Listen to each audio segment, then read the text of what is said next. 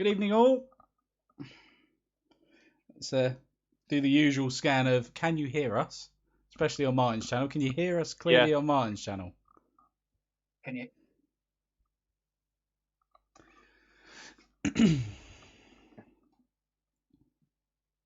Probably help if I actually said something as well. Hello. Yeah. Let me just have a listen. Help if I actually said something as well. Hello. Yeah, you can hear it on my channel. Good. What about in your chat, Martin? Are they saying if they can hear it? I'm just seeing if anyone in my chat says they can hear it. Anyone?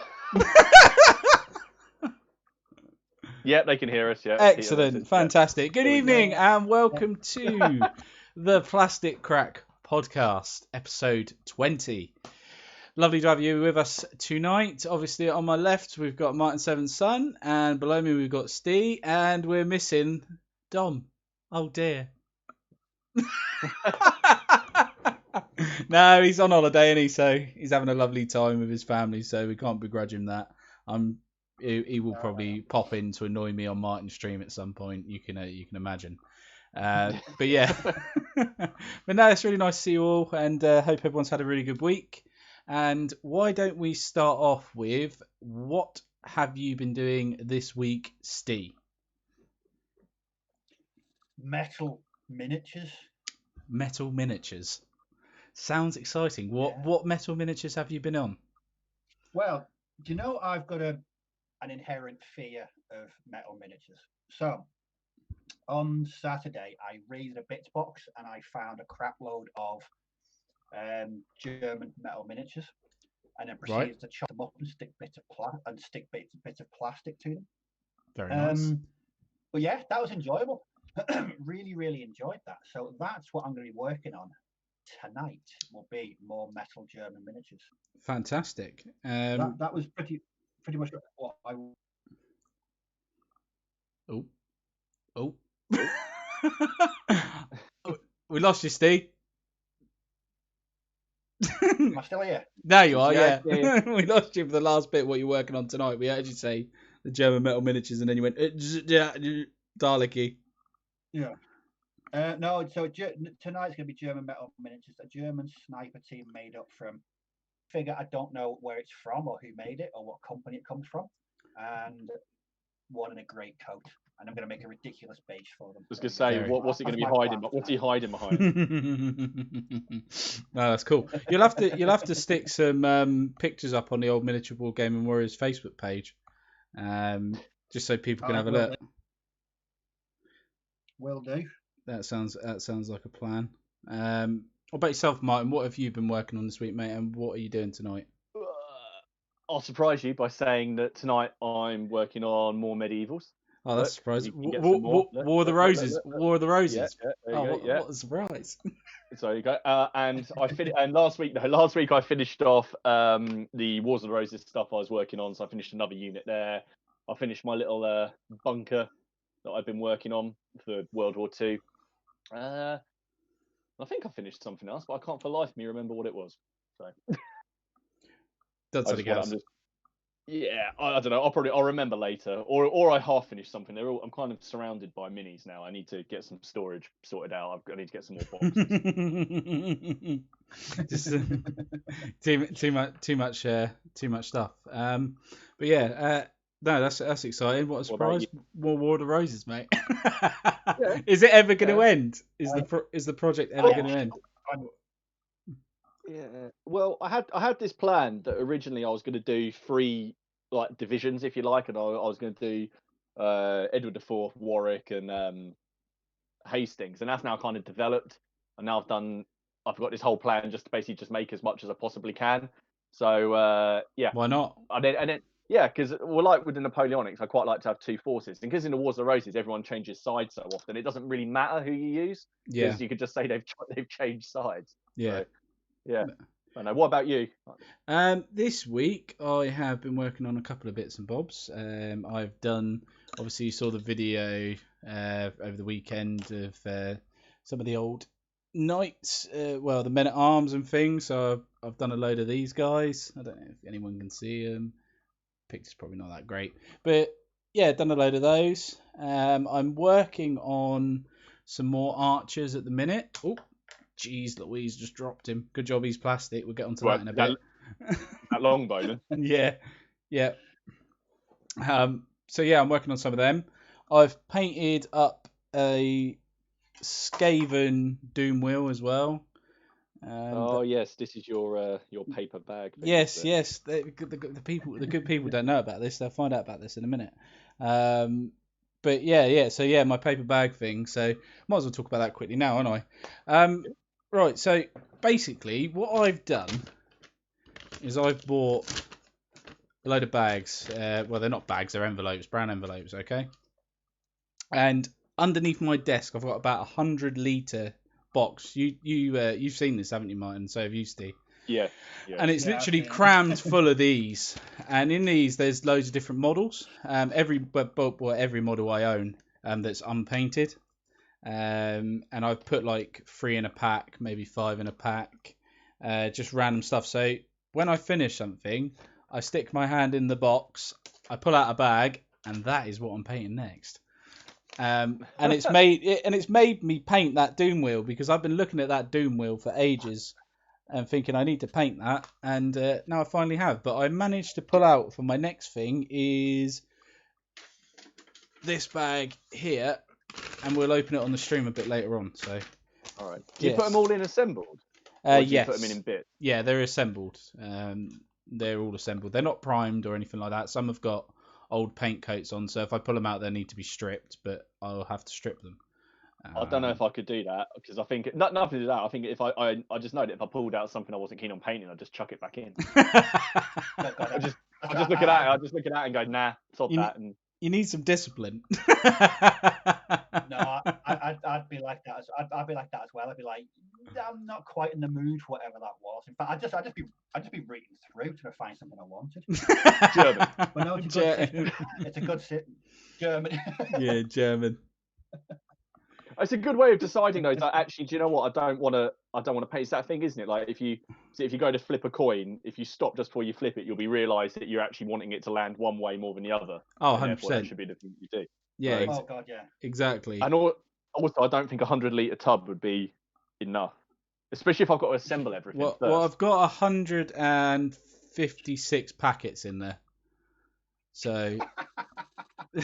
That's how many's in there. 156 packets, and I'm on packet number 2. Yeah, 156. Wow. There's everything in there, including the boats from Black Seas, and they're in there individually. So here's a question, Martin. Do you want to ask him? What's that? Yeah, about the ship. Ken. Yeah. Do you base your Black Sea ships? Yes, that's what I was going to ask. Yes, do you base the ships? No. No.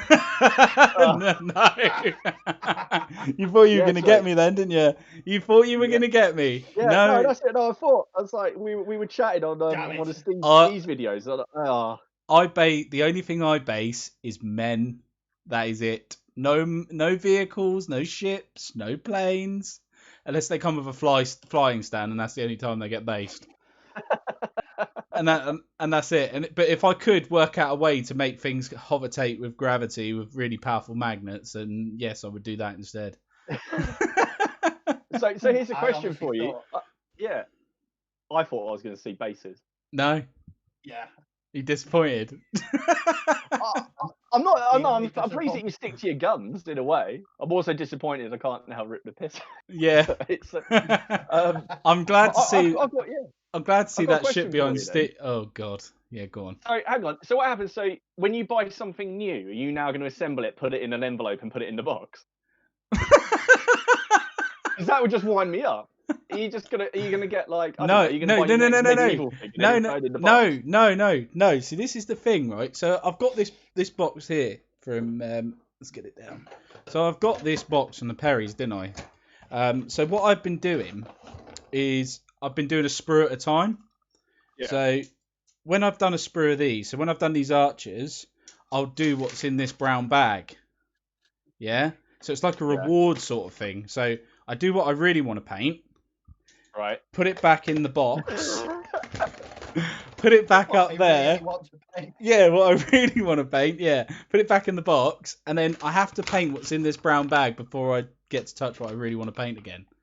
Because Yeah, I had a plan like that, but the boxes slowly, the paper bags and the boxes slowly work their way to the bottom, and then they never come back but up. I'm also not buying another box. I withheld. I went to a model shop the other day, and I could have quite easily bought the French version of this, or I could have bought some knights or something like that, and I didn't. And I was very tempted. I thought, oh, there's 15 knights in there. That'd be all right. That won't take long to paint. 15. Yeah, I Oh, think. that's it. That's awesome. That's 12 for the unit, 3 for commanders.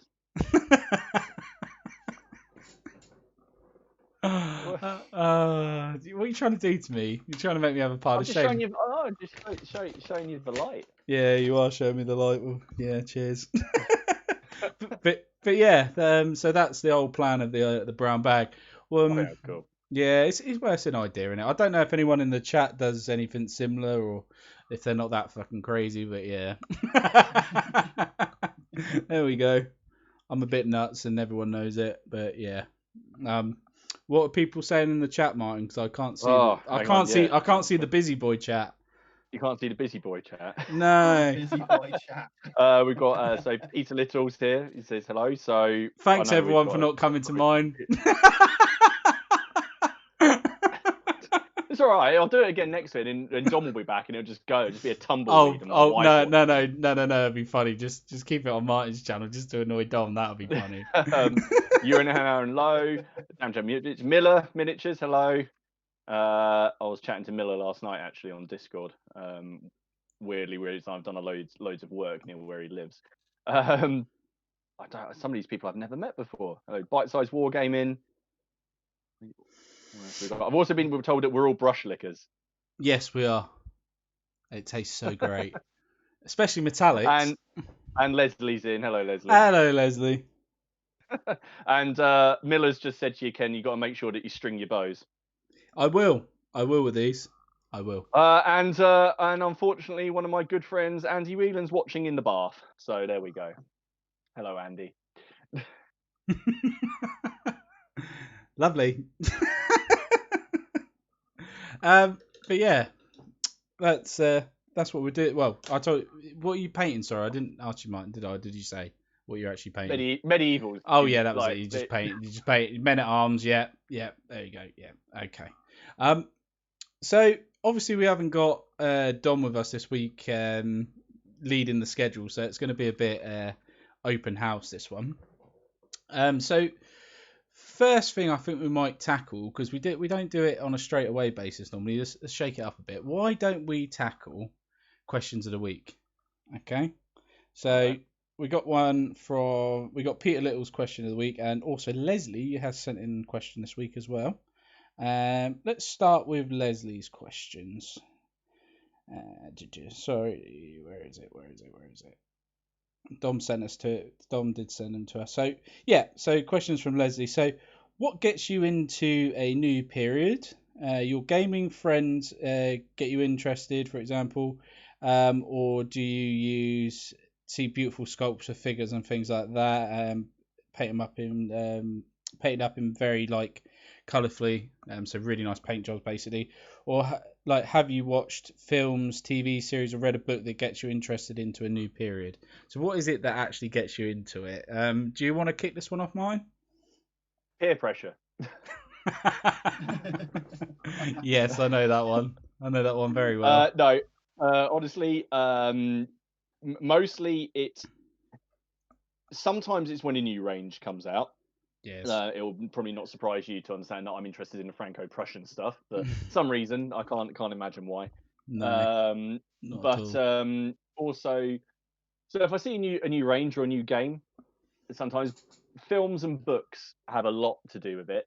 The Wars of the Roses stuff came about because I went on the Perry's Facebook page and they started doing the Wars of the Roses campaign, and I'd already been interested in the Wars of the Roses, and then watching their campaign and how they'd done things like, yeah, that's a done deal. Then I started reading more fiction and non-fiction around it, and it was like, no, this is awesome. I need to dedicate more time to this and less to my children. But no, paint jobs, other people's paint jobs, definitely. get me excited. But a lot of the time where I play, because it's let's say a small club, small group of friends that play together. One of us will get a game. We will have a chat about it. It's like, oh, who wants to be the British? Who wants to be the French? It's kind of what happened with Muskets and Tomahawks for us. And then you kind of, because a lot of historical war games don't pigeonhole you into one line of miniatures. So you can go off and do research. You can get Perry, you can get Warlord, you can get Front Rank, and you go off and you can find all those. So Yeah. Primarily, I would say it would be learning or researching a new period and going, I wonder if there's a war games range for this. Yeah. And there usually is. Yeah, because we're all like history nerds, aren't we? So yeah, it's one of those things we just seem to get into, isn't it? It's just a natural phenomenon for us people like us. It's gonna happen at some point. Something that's gonna take your fancy. But yeah, no, that's really cool. What about you, Steve? Like Martin said, for me it's probably research for books or watching a film or watching a documentary. Yeah. It'll spark an idea. But do you know what the main thing, the main one for me is? Go on. It's other people's YouTube videos. Right. Okay. Yeah, Martin's caught me with that. Git. It's not that. Yeah, Miller was having a go at me earlier about something like that on Discord. Something about my videos and him ending up buying things. No, because after watching Martin's last video, it's not a period. I put in my comment. It's not a period I really know a lot about, or I've certainly never gamed it or painted that period. Yeah. So so I would say it's picking up a book or watching a documentary or something of that nature. Yeah. But for the most part, no, it's seeing what people are working on and finding a game or a range that you've never considered before. Yeah. And just thinking, oh, that looks really interesting. I might have me some of that. Yeah, that's always a nice feeling, isn't it? Yeah, so that's that. Yeah, and it's good. It's good when you see people who are sort of passionate about a particular game or a particular period that you don't know about. And that really, I think that comes through on the videos. That's so cool. Yeah. Well, if it gets them, if it gets them kind of enthused and excited like that, yeah, maybe I should look into it. But yeah, I think for me, and it's probably it's probably a dangerous thing watching YouTube videos, because you end up with about a million different projects on the go, or there's things you want to do and you're like, well, I'll try and do that in about 4.5 years time when I've got space for it in my calendar. Yeah. But for the most part, yeah, it's gonna be other people and sort of just documentaries and books, really. Yeah. That's documentaries and books. Hence my purchase when I was under the influence of Carthaginian elephants and guys, which is still sitting in a box behind me waiting. You could put them in a brown bag, mate. Yeah, it'd be a big bloody brown bag. It's got two. This is where I suppose as well. I was just thinking. See, the guy I play Wars of the Roses against, because we started getting Burgundian allies, and started having a look at probably the French Burgundian War. Do you know anything about that? No. No, neither do I really, but it looks cool. No. And Perry makes some nice models, so I'm tempted to actually have a look at that. Oh dear, no. What about you? Me, it is what Steve was saying, YouTube and films, mainly for me, and audiobooks. So for me, I've got some films that got me right into World War II, like the old classics, like A Bridge Too Far. You got Guns of Navarone. You got Kelly's Heroes and all that sort of jazz. You know, classic films. Really got me into it, and it's not good because there is some great like shot war movies that really get you into thinking, oh, I could do this period. I'll just name a few. Right, you've got The Patriot for the American War of Independence. You've got The King on Netflix for Agincourt, the 100 Years War. You've obviously got Bridge Too Far for World War II. You've got Waterloo. You've got Gettysburg for like the American Civil War. And you're like, all these films, every time I watch them, all I want to do is paint that range. So like, if I watch Gettysburg, all I want to be doing is painting some Union and Confederates, and I'm like, why have I not got these in 6mm yet? I've been saying it for 2 years, but why haven't I got them yet? And it's like, oh yeah, because I've got this other massive pile of shame behind me, now a box of shame, so I've hidden it away, so it's fine. And I'm thinking that's why I haven't done it. And especially like the War of Independence, that stuff I bought was because I watched The Patriot, and I was like, I need me some of them Rebs. And I was like, oh man. And then I bought some, and I bought a box of British as well, and I was like, oh yeah, Black Powder, that looks good. And I was like, oh, I'd love to play that. And then I thought, who am I going to play Black Powder against? And I was thinking, oh, I don't really know anyone, but now I know someone called Martin. It's like, yeah, it's good. Yeah. No, I mean, that's the thing though. It doesn't even necessarily matter on the quality of what you're watching. 'Cause there's some cool scenes in so many films. I mean, I'm not the biggest fan of like films like Braveheart or Troy or things like that in terms of like, historical story. But the actual scenes in there. So it's like what's the Jude Law the World War II film, The Sniper? Oh, Enemy at the Gates. Yeah. It's historically and with the accents and everything, but there's some wicked scenes. There's some really, really cool scenes and stuff. Stalingrad in German really very much makes you want to play the Battle of Stalingrad. Yeah. It's like, wow. When the last time I watched that, I had to stop myself from buying a couple of boxes of Blitzkrieg Plastics by Warlord, because I really want to do a summer Stalingrad German army. Yeah. And even in my head, I was like, all right, the bases, there'll be bricks. We'll be able to do really cool, funky bases with like ruined masonry. And I was like, no, just stop. You've got about 1 million different things to paint. Yeah. It's amazing how watching a film, it was like, what was that? The 3-part series on Netflix, Generation War. Oh God, is brilliant. Yeah. But I think I did spend most of that just sort of looking at it, just feeling quite sort of like emotionally haggard. Yeah. By the end of that, I was sitting there going, I'm not sure, like, I was like, the war stuff, and it was just so vivid. At the end of it, I was just sitting there feeling like drained, kind of like, just gonna go to bed now, which is a sign of a good, something good. Someone's just said, I'll go back through the comments here, but someone said, what about Waterloo? Yes, Waterloo. Yeah. So if I watch it too much, I'll start. They'll just be what I saw somebody online who had made. Obviously, they've got all their regiments, their battalions, like I have, just on bases, and you form line and you form column. But for when they form square, they'd made individual dioramas. I want to do that. But that means that they've doubled up on every single battalion that they've got. And they're amazing. And you've got all the guys kneeling, you've got fallen cuirassiers around them, you've got guys in the centre of the square holding the flag, dead drummer boys, and it looked awesome. I mean, I'd love to do that, but I mean, at the moment, I've already got. Well, if we go with the British and the Hanoverians, there's 17 line battalions. So I need to do 17 bases, large, big bases in the square. Do you know what? It is one of those things, and you look at it at the time, you think, you can just it's instant. You picture your army in your head, painted, based in front of you, and you can see it. It's like it's in virtual reality in VR. And you can see it, and you're like, "Oh, that looks so good," and you're thinking, "Oh, that's all right. I'll just buy a couple of boxes and have these done in 2 weeks' time," And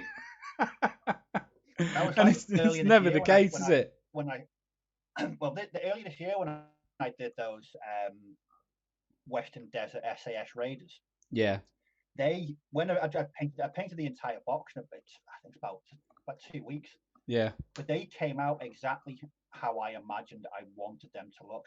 Even because I went from the base. So I thought the bases first, and I thought, right, I'll get some figures for these bases. Yeah. But they just turned out the way that that box by Warlord, the British Commonwealth Infantry box. Oh, it's so good. Yeah. So good. So just really, really good to work with, and the parts fit with so many other boxes as well. So yeah. If you do the old kit bashing, it's a bit of a godsend. Yeah, but no, it's the problem, isn't it? You watch all these different periods. And if you watch like the Pacific theatre for like the Band of Brothers one as well, that makes you start thinking of the Marines and thinking, oh yeah, they would be cool as an alternative US force, because you don't really see them very much, and you're like, oh yeah, it'd be really cool to paint them. And it's like me, right? I'm not kidding you, right? As soon as I watched Martin's first episode, it was episode 3 I watched at first, yeah, and then I went back and watched 1, and I was like, no, I watched episode 3 again because I just liked how you had this terrain set up, and I loved how all the British were in their battalions, and it was all set up line. You had the French, and I was just like, I need that. I need that in my life. You need that. It is one of the things I'll say. Out of all the games I play, and I have played, and we say this, me and my friends who play, I think Black Powder is the best looking game, or Napoleonic game is the best looking game set up. Oh yeah. With the battalion, I've never played a single Napoleonic game in my life, but of all the systems and the periods, and they always look, and it doesn't matter what scale it's in, whether it's 6 mil, it just looks great. It just looks so appealing on the tabletop. And there's one where you've got a where was I? It was always the Warlord Games 10th birthday bash, and they had this massive game of Black Powder, and there must have been over, I think someone said there was over 10,000 individual figures on this table. It was huge, and it just looked, it was immense. And yeah, but I think I can't paint Napoleonics, so it'll never happen.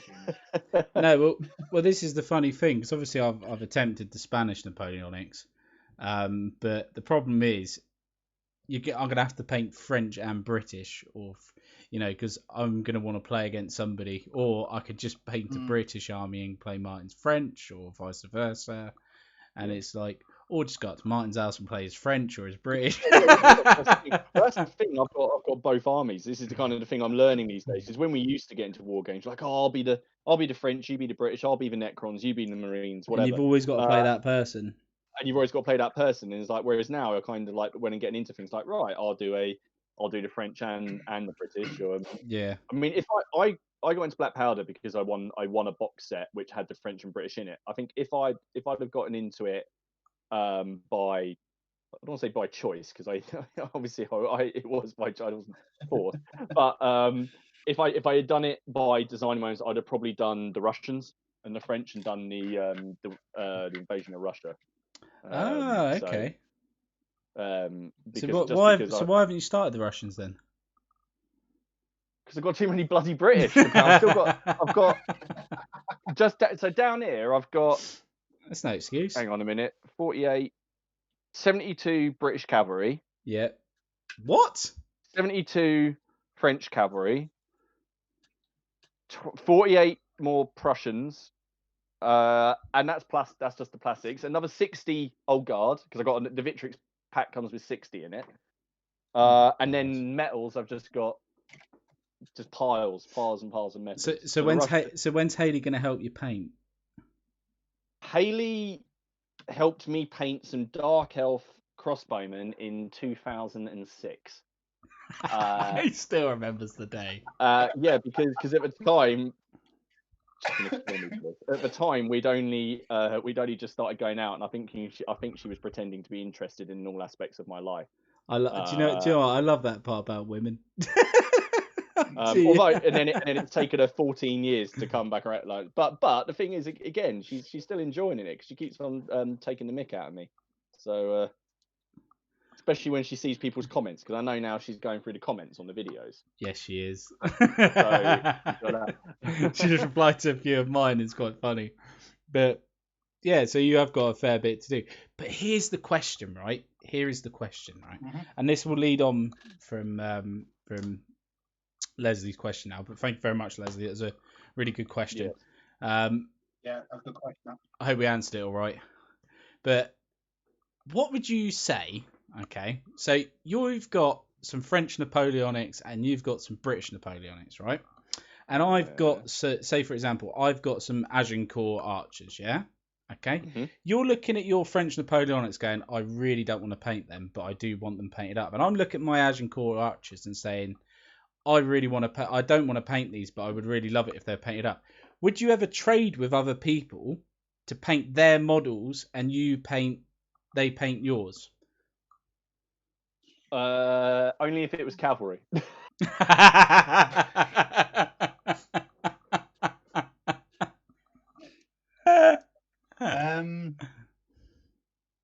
I'm going to say no. You like all your stuff on your own? Yeah. Yeah. Actually, no. There's an exception. If someone wants to paint my Blood Bowl orcs, the last 4, yeah, knock yourself out. Because there's far too much red on these guys, and I love painting red. It's making me slightly ill. I love painting red. I can't stand it. I don't know why people don't like painting red. I've spent years and years and years painting Warlord games, and then you pick up a giant, great big Games Workshop figure.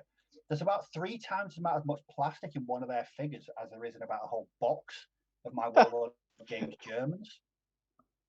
So there's a plastic to paint ratio. Oh my god, Steve! I just thought the ultimate thing for you. You could have done your Blood Bowl team based on World War II Germans, your orcs. You could have kit bashed them to be World War II German orcs. Yeah, you can get little orc heads with German helmets. Oh my god! Yeah, Cromlech. Yeah, they do that. Years ago, I an Imperial Guard Cadian army, and they're painted as Germans. Right. Okay. Bit like the old Death Corp of Creed. Just because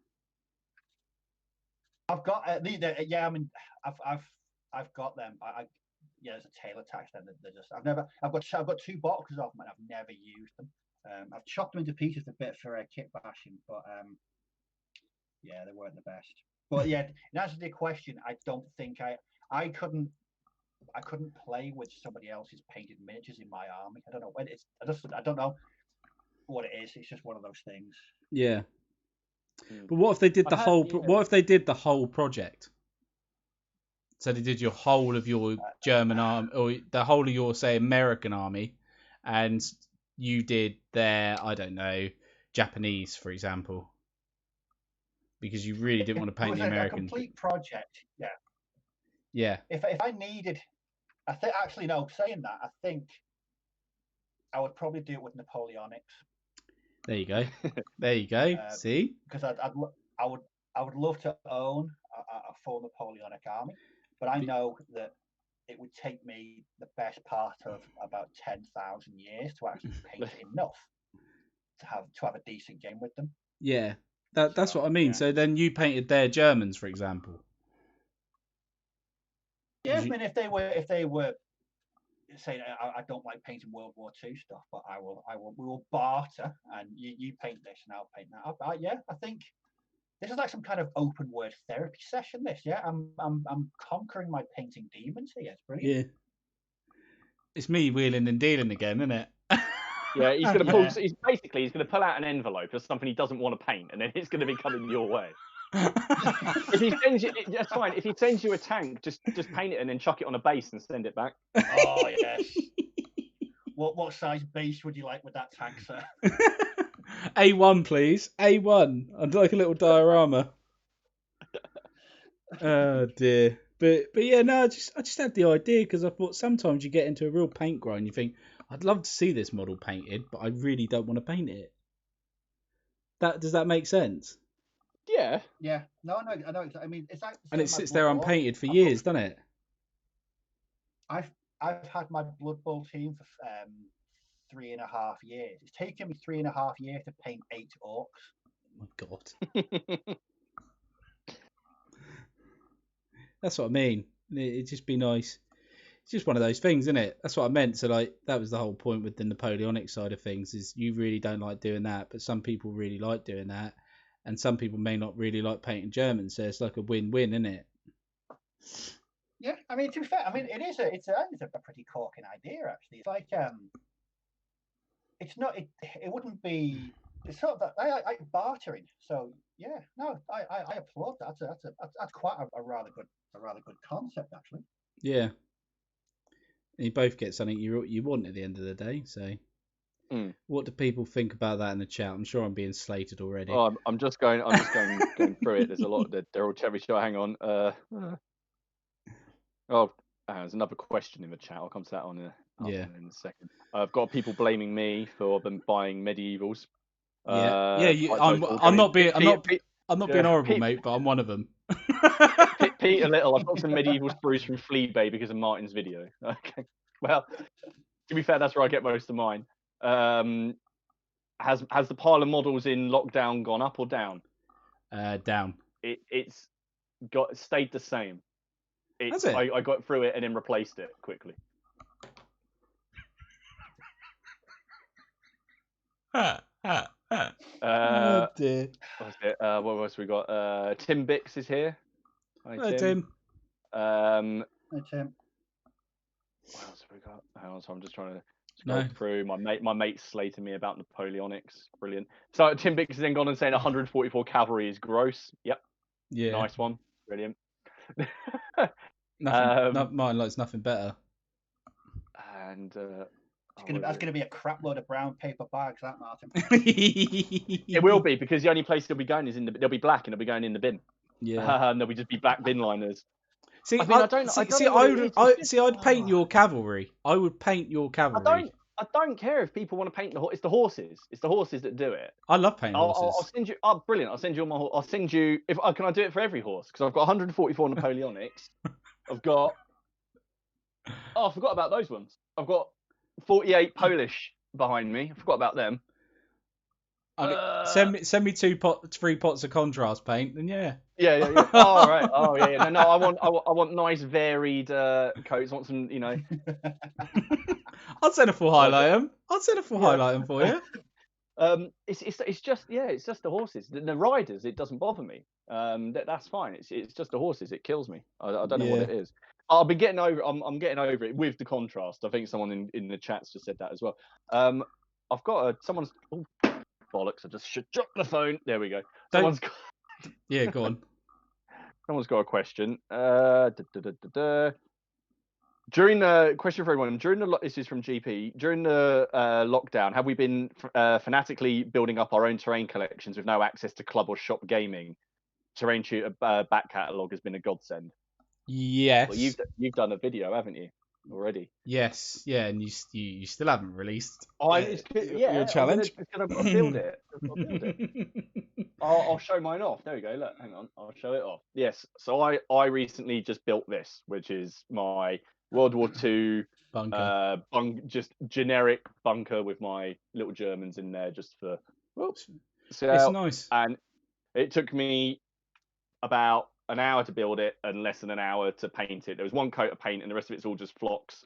So you need brown in it. You just need a brown paint set. That's it. And that was for the woodwork, because the dirt is all just ground covers that I use. I don't dry brush anything. I don't do any of that anymore. So yeah, I'll be doing a tutorial on that. And that was all made out of odds and ends. So I'll be doing that maybe this week. I'll try and do a tutorial. But that's the only bit of terrain I've made for ages. Yeah. So. Yeah, mine's trees. I made a lot of trees, as you can see in the video that I've done. And I've also been sent some fantasy terrain to review. That cardboard stuff that you clip together and you can do it all over.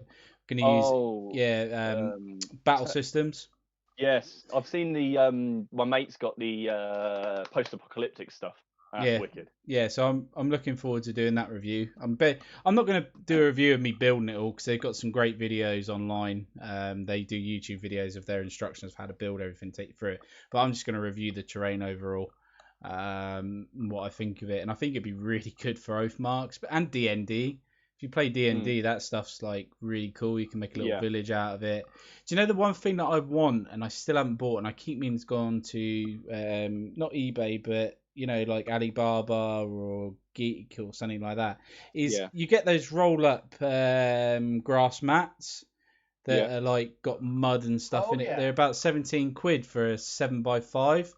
And I keep meaning to go on there and buy one because I need one. I've got the squares that you always see us playing on, but I need a grass mat. If I'm going to play medievals or I'm going to play Napoleonics, I need a mat like that. That's you need really, a mat, yeah, you need one piece. Otherwise, it just doesn't look right.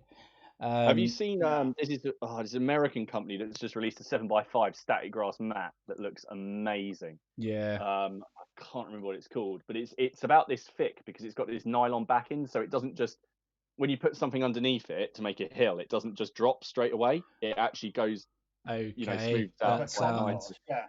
That sounds I'll awesome. I'll send you I'll send you a link. The cost of like importing it will probably cost more than like I don't care. the actual. I Actually, yeah, don't care. Steve, do you build terrain? Because you build such really cool bases. So do you do terrain as well? No. Especially for your tanks. The last terrain I did was I've made some really basic log bunkers using those willow edge things that I use for basing. Right. I've built a load of jungle scenery for our games of bolt action, but I don't know. It's probably something I should spend more time doing because I like making. Actually, last year I made a couple of wheat fields out of a doormat. Oh, what, like a core mat? They've been Oh yeah, they're yes, so easy, and they aren't were they? Just this was just a chop it into a rectangle, stuck it to a table mat, and then used plaster like spackle around the outside, painted it, bit of flock, and built some built some little fences out of balsa wood and coffee stirrers. I took an afternoon to build, so I don't know. I'm not a massive terrain builder. The most I've ever made was the jungle scenery bolt action, which was just gluing a load of those cheap ass plastic palm trees to CDs. But that's about it. And if I do buy MDF stuff, I don't tend to paint it. I just stick it onto a base and put some mixed herbs in the bottom. But yeah, I really should. I'm planning another video because when I made that log bunker, it was only a small one. I've actually made one about 3 times as big. But I want to turn a corner into like a command center with tables and maps and guns and stuff. Wicked. But yeah, those willow edges, they're absolute godsend for basing and terrain building. £1 for about 60 of them. It's like long, they like really long, like really small like trees. But yeah, if they're really good for building terrain. yeah. I tell you what, I want to get is some of that coconut fiber. Oh yeah, I know that. Because I just want to make a load of hedges. Because I did that. You just want about 20 hedges or something like that. So you've got so many hedges, you couldn't run out. Same as trees. You know what I've used? What I use for hedges is rubberized horsehair stuff you use for upholstery. It's dirt cheap. You can get. I got a box for about £6. Where'd you get it from, Steve? There's more stuff in there now. Oh, I can't remember. I don't know whether it was off eBay or not. Yeah, I've seen scouring pads, the thin ones where you fold them in half. Oh yeah. But I wanted these were good because I wanted when I was doing the jungle scenery. So I've used it as scatter. I've used it as hedges. But I've got loads of it, and the only problem is it stinks. Right. It smells bad. It doesn't smell the greatest. I used some coconut fiber to do one, and I made a whole load of hedges. I was really pleased. I used those knock leaves. I used a aerosol glue to get them all on. I was well chuffed, and I keep my scenery in the shed. And then a mouse got into the cupboard, and it turned all of my scenery and my teddy bear fur mats that I'd made into its new home. So on some of my videos, you might see that in the fields, in the teddy bear fur fields, there's a lone tree, and that's the hole that the mouse made. So it's a real convenient hole for me to put them in. Someone's just put in the chat. GP's just put in the chat for static grass mats. Look for moss mats on eBay. And I know what he means. I've seen these before. It's kind of stuff you see on displays in like Christmas when they do like a grotto. You see a moss mat, and they come in about 1 meter by 1 meter. And it looks amazing, this stuff. And if you, as he says in here, all you got to do is like spray it to seal it with like hairspray or varnish or whatever's your poison for that. And they do look really, really cool. So that's something Yeah. else to look at. If you had some baseboards and you just glued it onto that, or you could leave it loose, but I don't know if it would start to come apart. Well, that's the problem with the baseboards I was finding is, one, it's storage heavy. That's why I was just after a 7x5 I can just roll out. But no, that's a really good idea. But I'll show you this. This is old GW book from when is this? Yeah.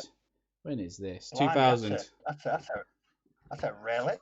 I don't know if it's focusing, but you can see the scouring pad technique and stuff like that. Just really basic, basic bits and bobs. Probably Games Workshop would do me for copyright now. You watch. Well, that's when they used to sort of tell you how to make your own terrain. Yeah, exactly. So you got the scouring pad thing, and you got wooden fences, and I keep meaning to do it all. And do you know what? I think what I'm gonna do is I might take a week off of painting models after I've done these whatever's in here, and maybe just do some basic terrain like some hedges and some fences, because you can never have too much of that stuff, can you? Let's be honest. No. You want an endless supply of it, don't you? You just want loads of it, and especially for bolt action. I mean, I love both games of bolt action where the whole table is just crammed with terrain. It just makes for a much better game. No, exactly. I'll tell you what bit of terrain. I mean, for me, for ages, I think I'm there now because I've got enough. Because I bought them off of Last Valley because his terrain is wicked, and I got them off it. But roads, for a long time, roads were a real thing because I had about maybe 6, and I could only set them up so many ways. I couldn't really create sort of interesting layouts particularly. So I kind of went, no, that's what I'm going to do. I'm just going to get loads of like 45-degree turns and Y junctions and T junctions. And so you've got enough, I've got plenty. I think I've got about 24 foot of road. Well, that's what me and Liam. That's what me and Liam did. Is I just followed Mel the Terrain Tutors tutorial for his roads, his lollipop sticks, and did just loads of them. I did like 18, 20 pieces of it. And believe it or not, if you come into Warfare, there's a guy every year brings like a bag, like several bags worth of like rivers, roads, and things. Last year, you see all the rivers I had doing my battles, like my battle reports. He sells them like a bag of like 20 pieces for 20 quid. Wow, that's mental. So he doesn't make any real profit on it. Just cheap, and it's like, and it really works. So my roads are probably the only piece of scenery that I've actually really invested in. The other stuff's just kind of made or got it dirt cheap. I actually invested in about 30 feet of resin road. Yeah. I mean, it comes on. I mean, unfortunately, the guy that sold it to me, he had to shut his company down a couple of years back. He wasn't making any money off it. But yeah, as soon as I saw his road, it's like a rural road. It comes unpainted, so you got to do is paint it brown and put flock down the edges. But it looks really good, and it was something. I thought, I don't want to mess around with road. I want some decent road, so I thought I'll invest in this. But it's probably the only real investment I've actually made into scenery. Yeah. Okay. But no, that's the thing in its scatter. It's just like so handy and so useful. But I've got something from the chat here to do with bolt action. So Mine, do you play bolt action, don't you? Well, you've done bolt action, haven't you? Yeah. I've got bolt action. Yeah. So a couple of questions. It's from Horace Lupercal. Okay. And he's put, everyone needs a hobby. Yeah, exactly. What's your favourite bolt action army, and which theatre? He says he loves his Africa Corps and the African campaign all together. He loves that. So that's his favourite. But what about you, Martin? What's your favourite? I have a British Paras army. That's my bolt action army. Because I bought another World War II game, I'm going to be making lots and lots of little armies, lots of little squads, because it's only squad level. So I'm going to buy lots of different packs. If I could make one of choice, which obviously I can do, but that'll mean less time for medievals. I would do a finish. I would do the Winter War, and I would make both sides. I'd do the Russians and I'd do the Finns, and then I would make a 4 foot by 4 foot, because I wouldn't do a massive army. I'll probably just do like, I don't know, maybe 500, 750 points, something like that. And I would make a 4x4 table and make it all snow and do that. Yeah. So that would be. I mean, I might do maybe One in day. the future. Yeah. I mean, I did. I had when they used to do that build an army deal. I don't know if they still do it. No. But Oh, I had it all. I love that. Yeah. I had it all in the shopping cart. The finish. I had it all in there. I'd selected everything, and I hovered over, buy it now, and I didn't, which is well, and I can't remember why I didn't. Probably because I then went and bought some Napoleonics or something. But yeah, so no, Winter War. I'd like to do Winter War. If I The did something. Winter War, yeah. What about yourself, Steve? It's going to be, obviously. Where to start? No, it's going to be late war Germans. 44, 45. Yeah. What sort of theatre? Like Berlin? For me, it's D-Day onwards. So Battle for Caen, Falaise, Yeah. and then moving across into Germany, and then the defense of Berlin. For me, though, it's going to be probably June 44 till about January 45. That's my kind of optimum sort of theatre. Anytime I've played bolt action, I've always used the theatre selectors from that period. What I love about it is that it's such a fascinating era of the war. It's all coming to a head, especially from a German perspective. There's so much scope for modelling. You can throw in uniforms from the past 6 years. Yeah. You can mix up squad. There's just so much scope for. You're not limited to one uniform. You can throw in camouflage. You can throw in all your different ranges of field grey. Yeah, exactly. It just gives the army a more unique ragtag, battered campaign feel. It's like they're camp groupers, isn't it? They make up. Yes. Oh, exactly. Yeah. Yeah. So all you do is you just grab bits from here, bits from there, and yeah. So that I would say 100%, even without having to think about it, that would be my that's my period for bolt action. Yeah. British Expeditionary Force. Right, yeah. Or Home Guard for me. I'd love to do proper little like thematical Home Guard army. Obviously, I've got the Dad's Army stuff. That's all painted now. But yeah, all their little weird and wonderful contraptions. But if I could do one, yeah, it'd be the British Expeditionary Force. There's no reason I can't do it. I'm just not a great fan of the British plastics from Warlord Games. I'm just not a great fan of them. No. They're quite. That was the. They're a little bit outdated, just a tad. I've got them. First ever. That's the problem. I've got them, and they're just not right. The rifles don't match up. You got because this is the problem I found. It's all well and good having stuff you can kit bash, but if you got a beginner who's never done it, he's like, oh no, not no. If you're new to it, try not to get the British Army. Get the Airborne. They're much better value for money. My army's even before that comes. My Airborne army's entirely metal. Oh, you got the Red Devil stuff. Yeah. I got that. God, ages ago now. So yeah, mine's entirely metal. I remember finishing it, and I went to Warlord a couple of years ago, and they just released that plastic Airborne pack, and I was looking at it going, "Are you joking?" I don't know how long I spent looking at it doing these metals. But yeah, no, that. Do you know what You go on.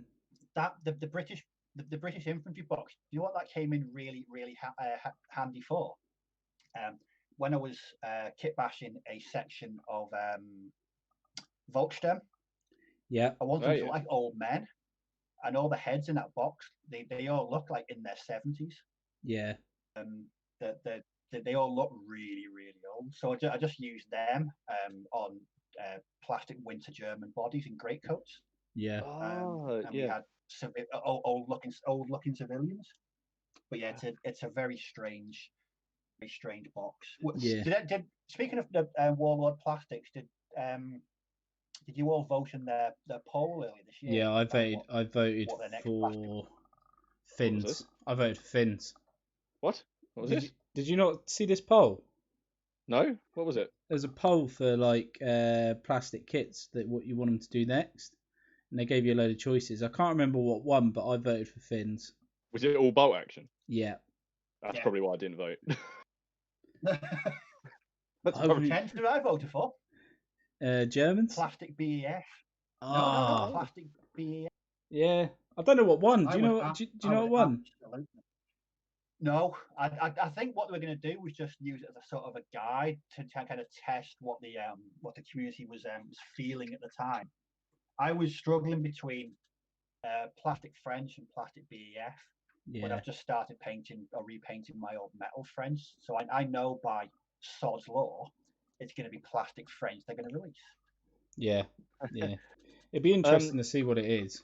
Have either of you made up? I don't know. See, my mate made this up because he with his Germans. There was a pattern. When we went to Warlord, they had this model for a while. It's put together, but the Germans nicked a bunch of the universal carriers and then chucked a pack on them, and they'd motor around in that.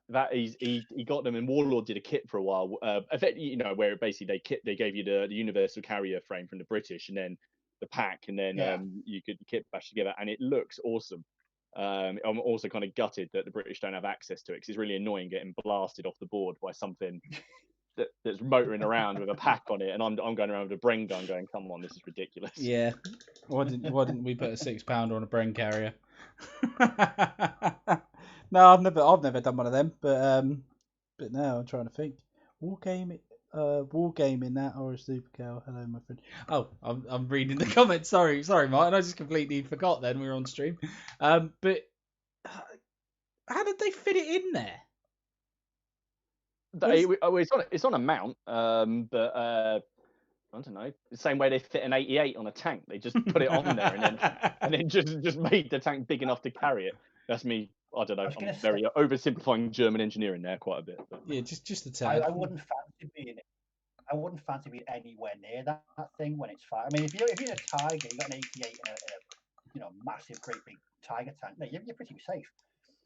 When you've got I can find a picture. An tank, welded onto the back of a universal carrier. I mean, health and safety would be slightly at the top of my concern there. Yeah, I don't think the Germans worried about that at that point in the war. To be fair. There you go. There's what. If I don't know if you'll be able to see this, but there's someone who's painted it up. Look, you can see that. That's class. That looks so cool. That is definitely. You could what I like my mate's on. He's left sort of like some of the British markings showing through. Oh, just to piss you off. Yeah, just to annoy me. Plastic Luftwaffe Field Division for Horus Lupercal. It was a must for bolt action. Yeah, that's it. Yeah.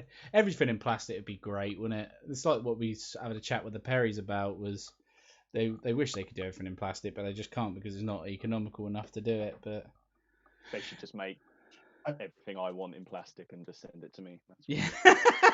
What, free of charge as well? I don't know. Yeah. I don't want to engage in shameless self-promotion here, but on my channel, there's a video where I kit bash plastic Luftwaffe. There you go. There you go. Check out On Point HQ's channel. But yeah, no. That was just all I used was Blitzkrieg Germans and plastic grenadiers.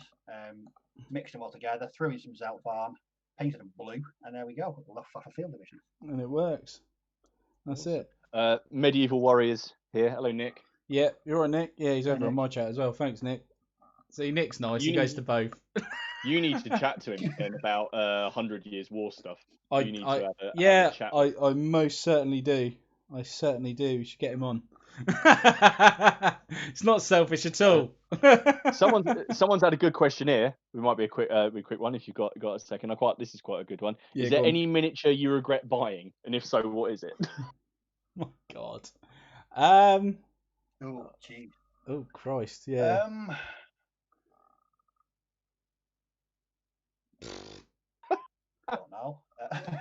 Yeah, actually, I've got one. The Forge World Eldar Avatar of Cain, because I could never do it justice. It's Okay. it's normally about this big if you buy it from like Citadel, their metal one, back from like the late 90s, early 2000s. Oh, actually, I should show it. It's about that big. But the Forge World one that are fully resin is about that big. It's huge, and I just couldn't do it justice at the time. So yeah, it's for sale. If anyone wants to buy it, but no, that's probably the only one really that. No, I can't. I mean, I've bought miniatures and I've thought, yeah, that's not that I've regretted, but they've either been part of the set and I've never got. I just think, well, I'm not going to use them because they're not very good. No. But not that I've trying to think. It's hard, isn't it? One of the ones that one of the ones that I was regretting while I was building it was the plastic Hetzer. Oh yeah, any of the Italieri tanks. Oh yeah, I don't like building them. Geez, that afternoon sent me slightly funny. There was more there than needed to be there. Yeah. But that wasn't really a regret. No, I can't really say anything that I regret. That I've got it and I've thought, I don't like this. But yeah, I bought that and halfway through I thought I actually regret opening the box of this. But no, nothing really springs to mind. No, nothing major. What about you, mine? I regret in terms of it opening it up and going, oh no, I can't. I wish I couldn't sit this together. Not really. I kind of tend to. I don't know. I don't sort of operate that way. But in terms of buying it and regretting it because it sent me down a black hole of buying miniatures, definitely. Yeah. Like I wish I'd never opened the La Haye collector's set because now I have over 1,000 Napoleonic miniatures. I mean, I say I regret that. I love it. I regret showing Haley how to play Black Powder. I regret that. And I regret buying the 95th rifles. I really regret that. Yeah. No, I had those in my hand the other day.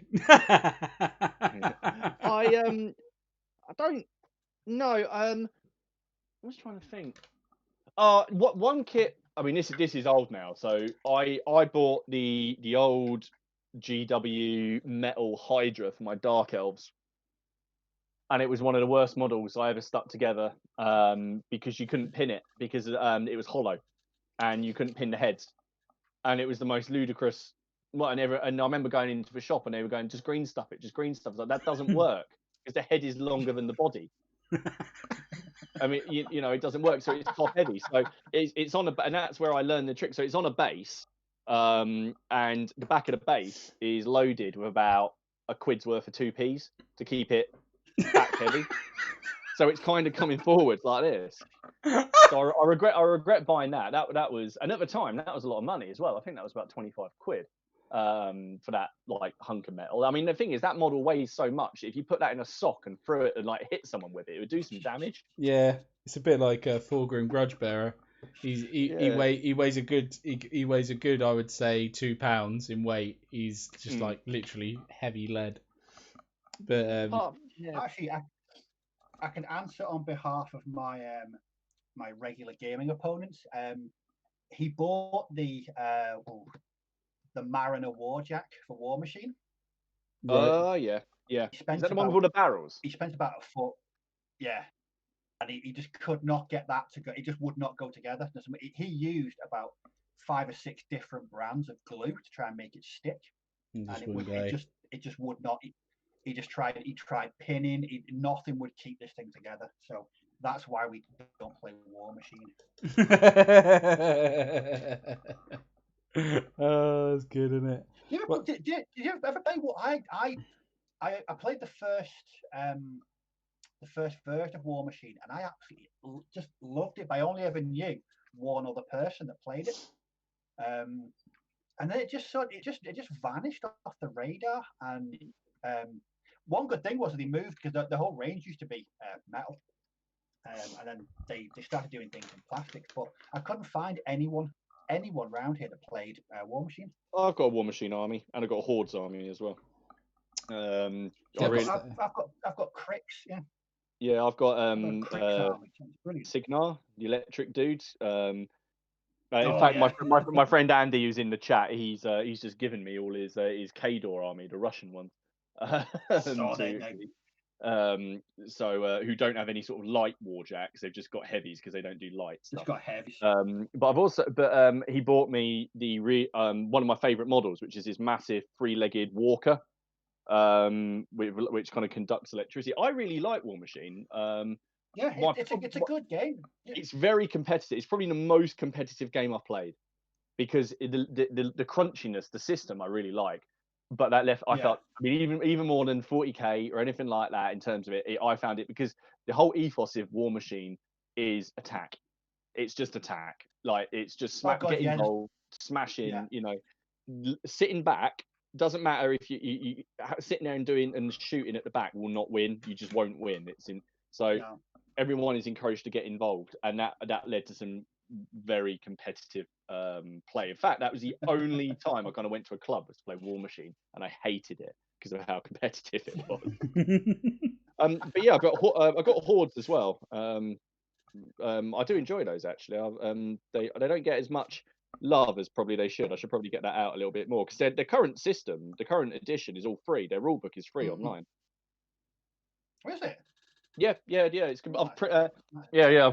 I've printed it off there. It's from work. It's sitting there all nicely bound, all 300 pages of it. I have to do that. I mean, I've got Cricks because I just saw Undead Pirates, and I was like, yeah, that's me sold. No, that's it. Well, yeah. War Machine was my first. So when I got sick of, I think I said actually in my last video, when I got sick of painting GW stuff, I just looked around and I went in another hobby shop and they had this massive sort of Cricks dead horned satyr thing. I was like, that's really different. I'm going to paint that, and then that's sort of what opened my eyes open to other systems and other gaming. I mean, that was years and years and years ago now. Back in its first edition. We got into War Machine because we were in it's closed now, our local game store, buying Flames of War stuff. Yeah, and it just had a big batch of War Machine stuff in. So we just got talking to him. So I think we both picked up the rule book there, and then I ordered the Crick starter, and then from that I was buying quite a bit every week. I just loved it. I love the mech and thralls, zombies with steam powered fists. You can't go wrong with that, can you? Really? Just your cup. No. Have you ever played, Ken? Have you ever played it? No, never played it. Never played it. It's good. It's also a fairly quick game as well. Stuff doesn't hang around very, very much. It's very, very fast. But yeah, no, that's cool.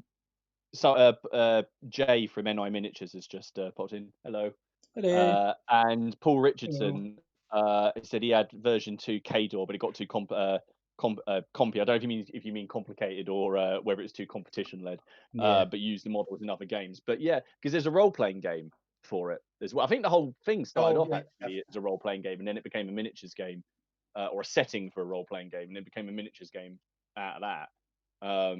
But I've used them all. But no, that my walker now sits in a cabinet in the other room, just looking out. I don't think I've taken it out in about 2 years. Probably covered in dust. Oh. Yeah. Yeah, it's a sad day. Use your airbrush to blow it all off. It'll be fine. That's all I'm gonna do. But yeah, no, I've got question. Peter Little's question. If you want to do that next. It feels so weird not having Dom here saying all this. It does, doesn't it? He hasn't. Has he come on? Is he? No. It's been good. It's been good unless he's been a silent partner.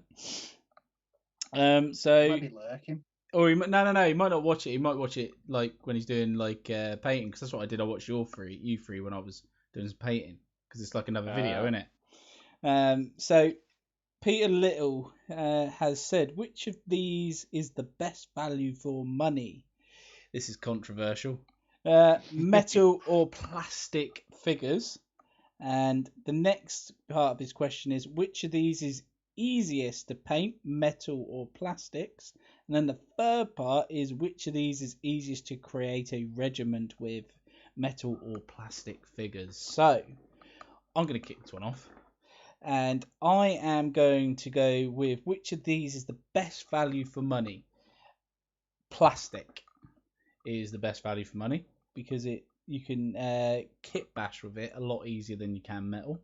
So you can create a lot of different things. And like what Steve does is he takes bits from different plastic kits that don't even belong together, and he makes miniatures out of it that way, which I should start doing because it's a really good idea because you get unique figures. So that's that answer for me. And then I've got which of these is the easiest to paint, metal or plastic? Now this is a very, very interesting question because you're depending on several factors there.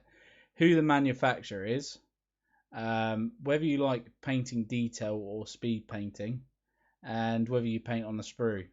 Now that's another question altogether. I don't paint on the sprue. I think it's wrong. but some people like to paint on the sprue, a bit like bases. That one's a bit harder. I'm gonna say plastic's easier because I would. Yeah. No, metal. I'm gonna go metal if it's sculpted by hand. Metal's easier to paint because it's sculpted by hand. A human sculpted it, so a human can paint it. And which of these is easier to create a regiment with, metal or plastic? I am definitely gonna say plastic again. So I've gone plastic, metal, plastic, and the reason for that is, like I was saying in the part of the first question, is plastic you can just sculpt different stuff and you get leftover bits, like leftover swords and stuff, and this medieval stuff. I'm trying to work that into the bases and things, and yeah, I'm gonna say plastic, metal, plastic. But what about you guys? So do you want to go, Steve? What was the first question again? Sorry, yeah, I've rambled on a bit then. Which of these is better value for money, plastic or metal? Well, as you alluded to, for me, it's plastics because you don't just get one figure. So even if you get a box of Warlord games with infantry for bolt action between 25 and 30, yes, you can use that across different systems, and you've got all the equipment you can reuse. I think it's just better value for money. Another thing as well is that if you want bits and pieces, you can pick up individual sprues from eBay for dirt cheap. You can. You can't do that with. And even the manufacturers, you can pick up the stuff, can't you? But for me, I just enjoy working with plastic. Actually, saying that, given how much fun I've had working on these metal miniatures over the past couple of days, I might change my tune. But no, better value for money is plastic. Easier to paint. I'm gonna say metal. Yeah. I just think the more, what's the best way? The figures are more solid. With plastic, you've added bits of equipment, so you've got to paint around it. Yeah, there's all nooks and crannies as well. Like you say, it depends whether you're speed painting, batch painting, or whether you're spending a bit more time on it. Yeah, no, that's a very good point. I think that miniature I painted today. Okay, it was one dude and a dog. It took me about 2 hours to do. It was just no time, and that's from prime to finishing the base was just over 2 hours. Yeah. I couldn't have done it. I don't know how to done it with plastic miniature. So yeah, I'm gonna say plastic, metal, and then putting together a regiment. Well, I don't field regiments. I field sections. But I'm gonna say plastic again. Yeah. Again, you can switch out between different kits. You can personalize them. You can kit bash them. You can make unique personalized models. And you generally tend to get a better variation. I mean, even if you've got to do a head swap, or you can do a quick slice with a craft knife, and you've got a different shaped leg or a different shaped arm. There's more scope for changing the figure with plastic, so you get sections that are more unique to you that no one else is going to have. So mine would be plastic, metal, plastic. Very cool. What about yourself, Martin? I'm going to ask you to read back number one as well now. Better value for money, metal or plastic? Better value for money. Yeah.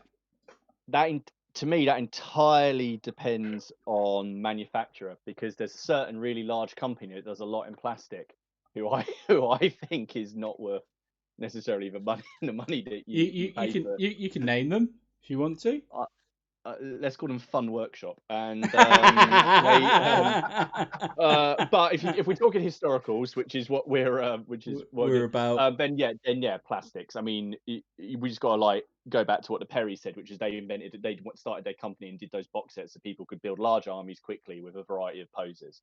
And so you buy like a box of Perry Men at Arms. There's 44 models in that. Victrix, you get 60. Yeah. For 20 quid, 24 quid. That's so yeah, plastic for that.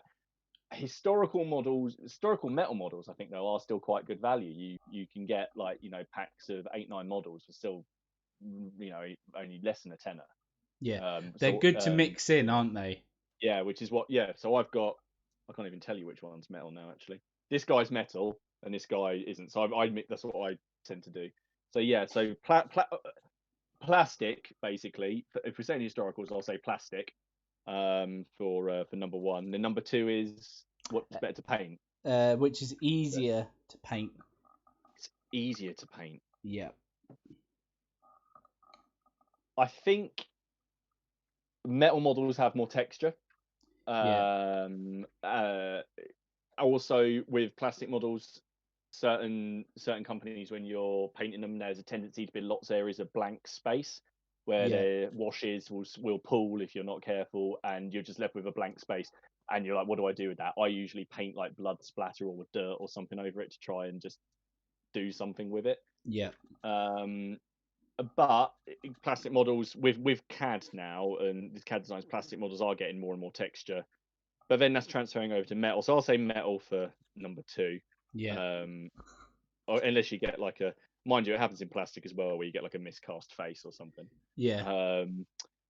And the last one was what's easiest to build a regiment from, was it? Yeah. I mean, purely from what's available on the market, plastic. Yeah. Just because I can buy a historical a pack from Victrix Old Guard, and there's 60 models. That's 2.5 battalions for me. Yeah. Or with the Perrys, 44 men at arms. That's again, 2+ units. Yeah. You're probably finding, and also you're probably finding this in your medievals. You're getting bowmen and other infantry in one box. Yeah, and it's 20 quid. Yeah. What the hell? So yeah, I'm not gonna change. I'm gonna say metal plastic. Yeah, it's literally an English army in a box, which is very nice. And you could, if you wanted to, with this, if you based it individually, you could definitely play a skirmish game with it. But I'm getting enough. I'm gonna have enough for I would say. What are they based as? Is it a regiment or a battalion? What would you class these as, or a unit? How would you call them in medieval time? A unit. I would, well, in Black Powder and Hail Caesar kind of follows that sort of set. It would be a battalion. So I don't know. So you've got probably 3 units worth of stuff there. Right. Say. Yeah, I'm gonna have 4 bases of archers, and I'll end up having 8 or 10 bases of men at arms. Well, it entirely depends, because there's rules for different size. So there's standard, small, and large. So you could say, if your opponent agrees, that the way we do it is we say 1 to 2 bases is a small unit, 3 to 4 is a medium unit, and 5 or more is a large unit. Yeah. So if you had your 2 units of archers, your 2 bases of archers, you put them together and say that's a medium. If you had 3 bases of archers, you could say that's a small unit, or you could divide it down. You can break them up. Yeah. So do it that way. That's Yeah, exactly. Yeah. Then this is another thing, is me leaning on again. This is what's getting me thinking about Napoleonics a lot more, is multiple infantry units on one base. So bigger bases, and I'm thinking that looks friggin' awesome.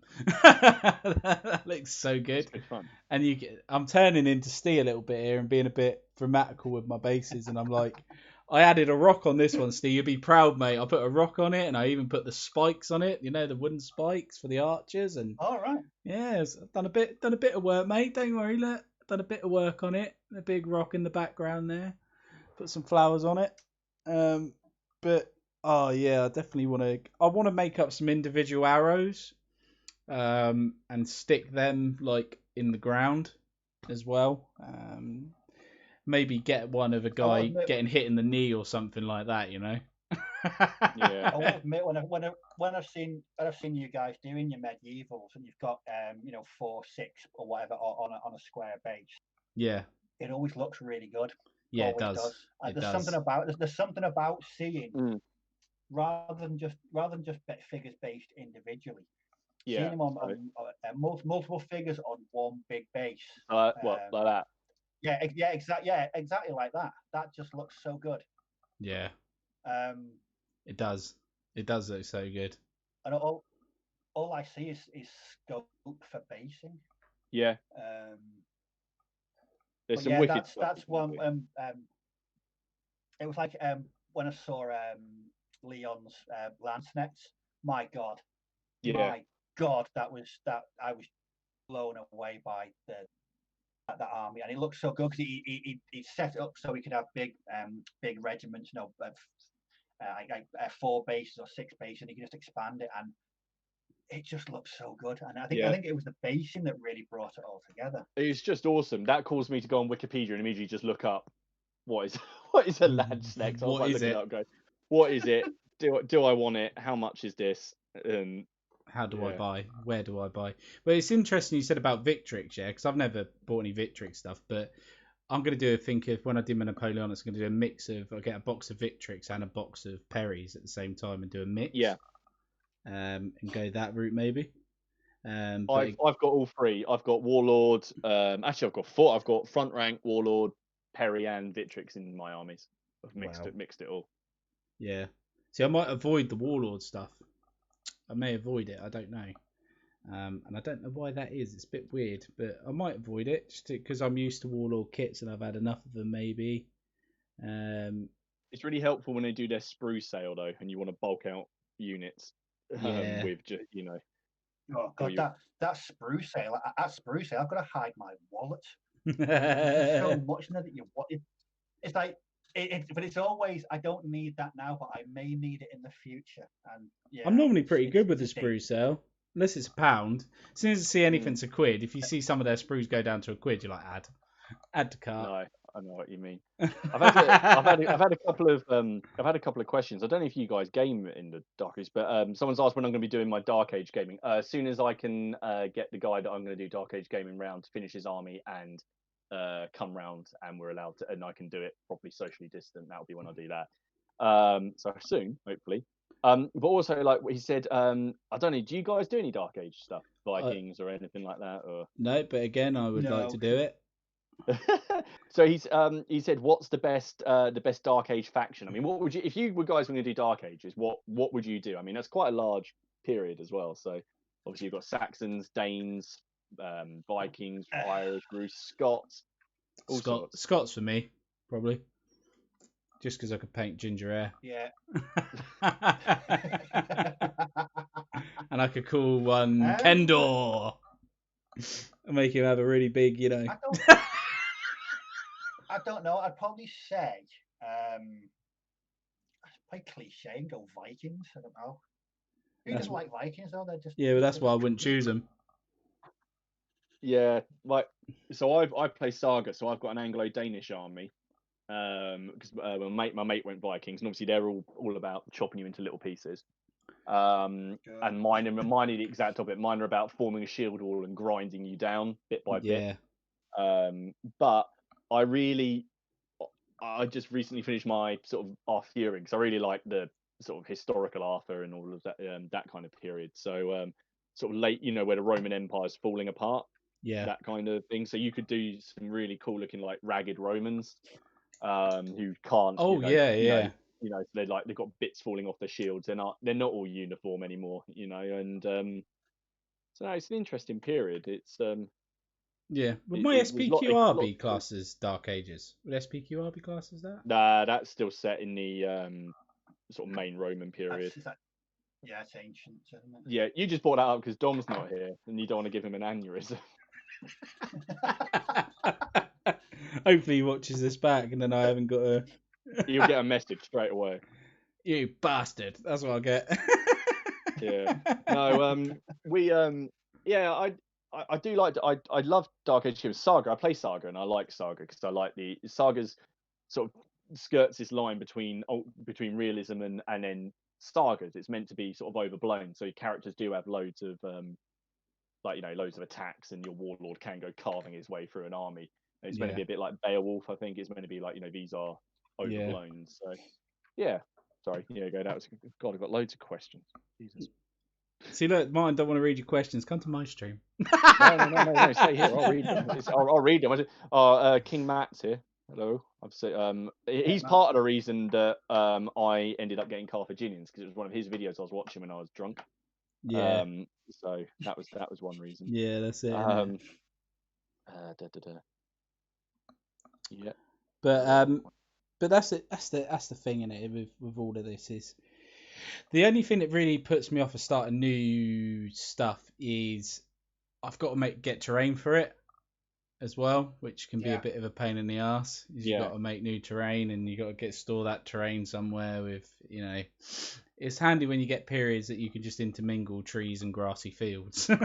That's quite a handy thing. So I don't know about everyone else, but that's how I feel about it. But I've got another question here that says about, I think we answered this already, Steve, actually. Anyone got any tips to paint Waffen SS camouflage? Got good start, find it difficult. Maybe my mate is doing Market Garden. Yeah, I've done a couple of videos on it. I'm just going to have to step away for a second, chaps, okay? I'll be back in 1 second. Yeah. Okay. There's 2 videos on my channel. I've done Autumn Leaf and some weird version of P dot. I challenge myself to do some S camouflage, but there's 2 sort of they're not tutorials. It's just sort of me having a go. But I'm actually quite chuffed with how it turned out. So I've done again similar with my channel. I've done a few. I've used contrast paints for mine. I think I did Autumn Leaf. And is that the one with the bright green on it, Steve? Autumn is the browns, the oranges, the pinks. I think I did Oak Leaf. I did Oak Leaf. I did one with green, like really green, brown and green. But there's some tutorials on both our channels for it, so check those out. But also, what colour would you do SS during Market Garden? I've seen spring green and brown camp. Yeah. So that's 44. So you'd be looking at I don't want to upset the purists now. Everyone's just waiting. If I was doing something for late, so 44 onwards, I'd probably go for P dot. Imagine you could. There's no real set answer. I think you could probably mix it up. I mean, what I always say when I'm painting camouflage at that scale is it's the 3 foot rule. As long as it looks okay from 3 feet away, you're not aiming to get 100% historically accurate camouflage. No, you can't. You can't at 28 mil, really, can you? No, I mean, but by all means, if you want to do that, I've not got the patience to do that. So when I was painting those 2 examples, I even set out with that. I looked at reference material, but I didn't try and copy it. It was how do I reduce this from this picture down to 28 mil? I'm quite happy with the way that it turned out, actually. Yeah, I was when I did mine. It's like you don't want to. You're saying about the purists. You don't want to play against my SS because my SS have all got fezzes. Oh, the Handshar division, Yeah, and they've all got that Oak Leaf camo, which I'm sure none of them wore. But hey, they're my models at the end of the day, and I'll paint them how I want if I want to do that camo. Exactly. I mean, if they're your models, when I made my SAS Desert Raiders, I've used one of the Fez guys in there. Just I wanted somewhere in the SAS wearing a Fez. Yeah. Exactly. I thought that'd be quite characterful. No, exactly, but no, you can give me a cool loop. Oh, Alpha 7563, my paint dealer. Did Hayley lock herself out again? No. My one of my daughters just woke up and she was all confused. Haley's actually out for a walk. I believe she's Pokemon hunting on Pokemon Go.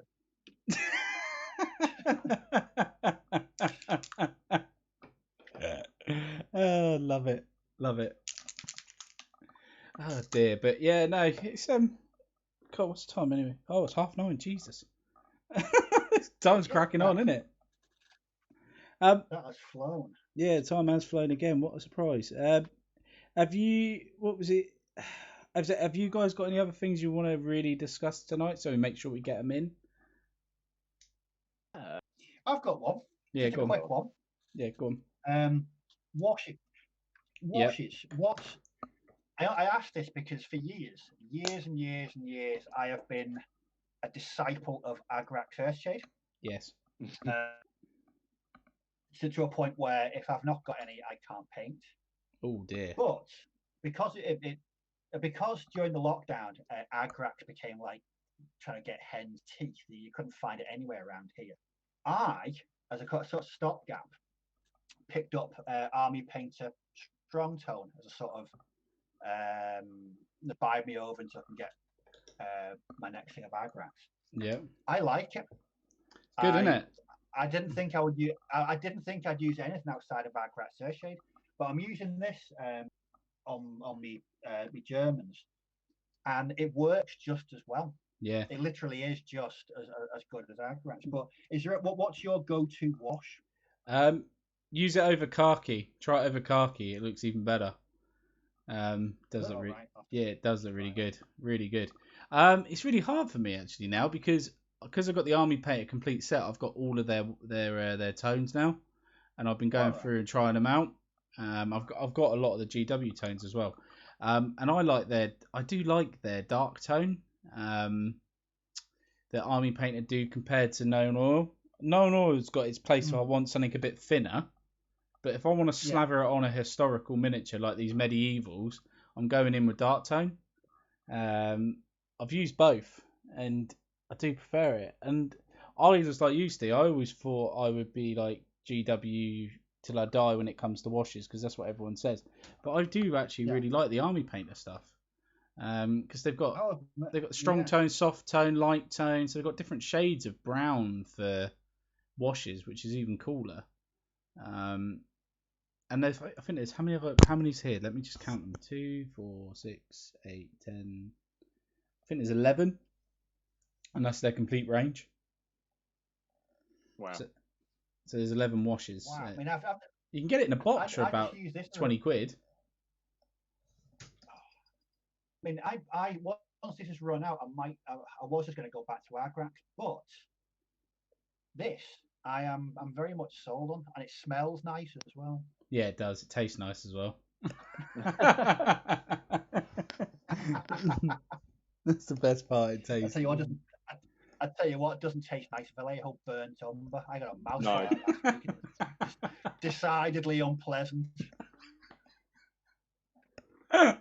Oh dear, but no. What I think about actually, I better put this wash on because then that wash will be done. But I'm gonna go over with where is it? I think it's dark tone now. Yeah, dark tone. Yeah. I'm putting strong tone straight over Vallejo Field Grey. Yeah. And does really well, doesn't it? It works really well. I mean that one I sent you before of that the German dude with the dog. That was done with the strong tone as well. The dog was done with strong tone. It's a bit thicker, isn't it? As well. Oh yes. Oh, absolutely. I mean, I had to. The first time I used it was when I was doing those Brits for Infamy. Yeah. And I slapped it all over one. I thought, bloody hell, what the feck have I done here?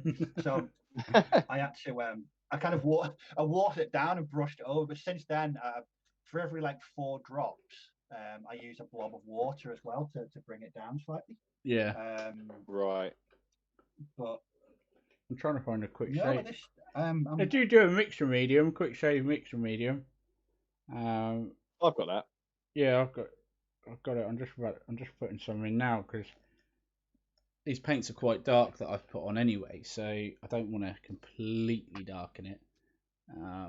So just mix that in a little bit, just to make it a little bit thinner. But yeah, I'm literally just going over the whole model in this dark tone, apart from the flesh. So because I just want them to be nice and dirty, basically, including over the contrast paint. Because like I was saying last week in last week's stream, I want these guys to look like they've been on a campaign and on a battlefield, not pristine out of the out of the shop.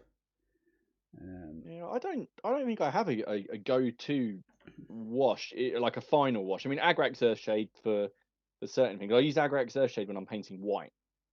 I use that as the second sort of. I use it to pin highlight around where I want to with white, and then bring Corax white in and just pick out spot highlights.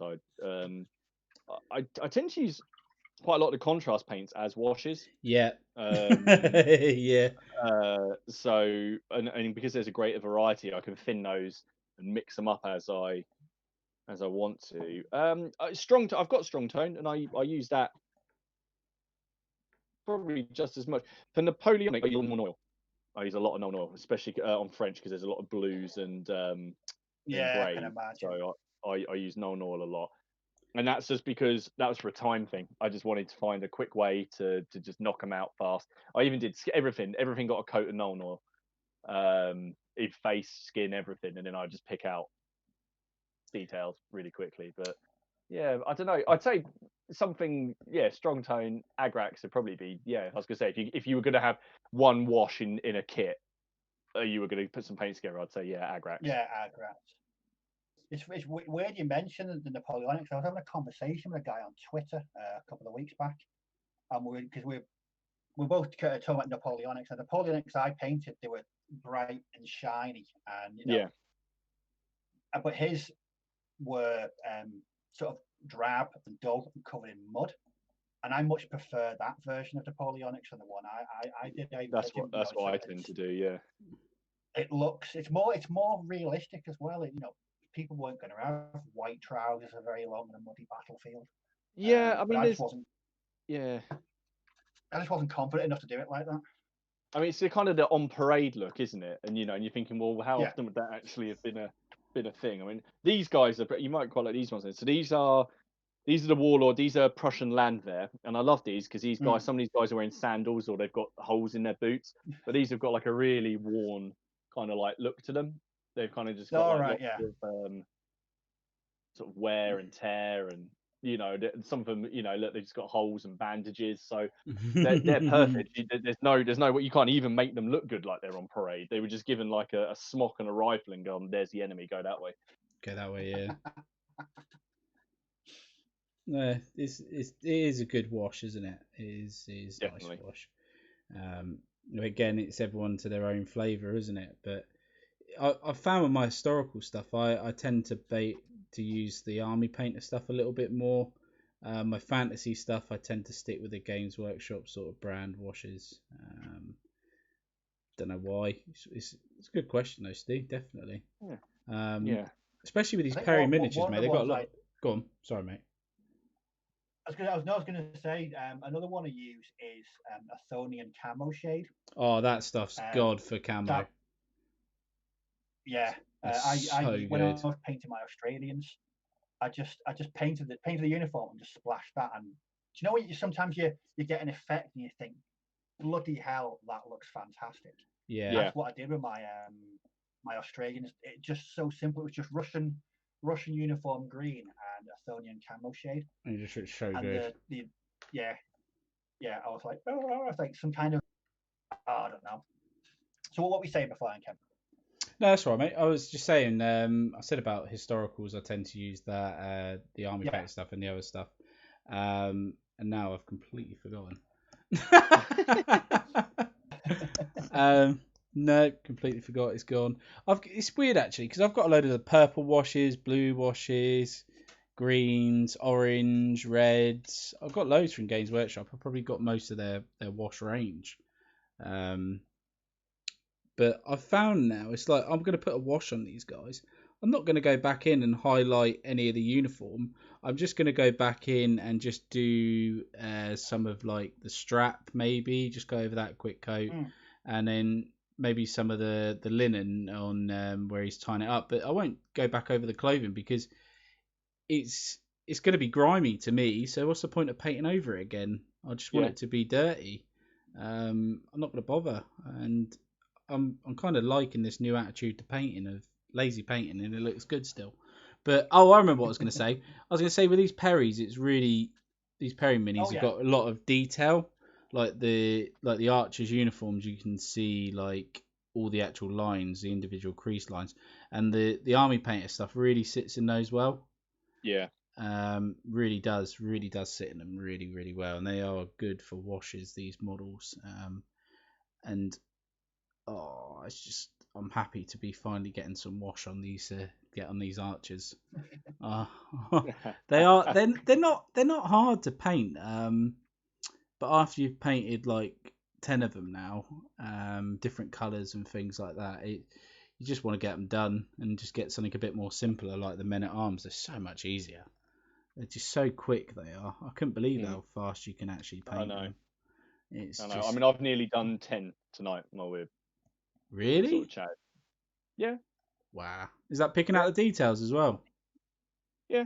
Yeah, like I've just got to do the skin on this fella. He's ready to go. I've just got to do his livery and just finish his sword, and then he's done. And then on the final ones. Oh wow, that's a lot. Leslie has said that I should have a look at Grebo games. There might be something there to interest Hayley. She's just come back now, so I'll have to ask you. Did you catch anything?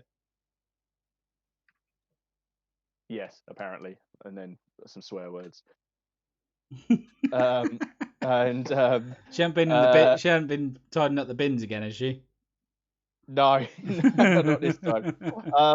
Peter Little said you should check out new front rank Brunswickers. They look good. But the thing is, if I check out new models, new Napoleonics, I'm going to want to get them. Yes. That's the thing. And Brunswick would go awesome in my allied army. So, but then I'd have to do a whole division. I wouldn't be able to just make a brigade. Oh dear, poor Martin. I feel so sorry for you.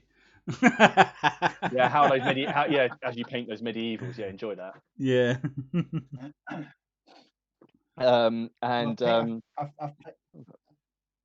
Sorry, go on, mate.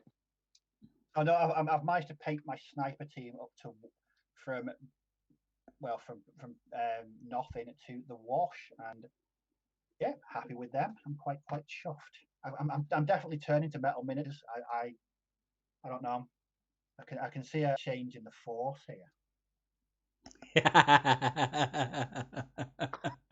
It's a problem, isn't it, Steve? Because I love them for individual characters, but it's just and that's the thing. That's the problem. If you can get loads of individual sculpts, it's cushy. But if you're gonna field like 40, 50 of the same sculpt, it's like no, I'd rather go plastic for that reason than different box sets, like everyone was saying earlier.